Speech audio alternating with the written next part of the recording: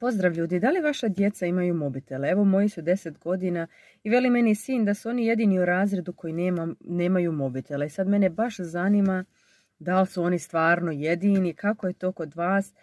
Što mene stvarno šokira da ta današnja djeca više uopće ne dolaze, ne zvone na vrata, nego da se to sa roditeljima moraju termini praviti. Primjer, evo recimo ja velim jedan dan sinu, rekao pa idi zvoni na vrata, kažu meni mama, pa ne mogu samo tako zvoniti, moramo se dogovoriti. Sada ajde dobro, rekao ja uzela mobitel, rekao da kontaktiram tu majku, rekao jel može se vaš sin naći s mojim? Joj, mi nemamo sada vremena, imamo termin. Ja verim dobro, rekao mora u subotu. Joj, u subotu isto ne možemo, idemo ovdje.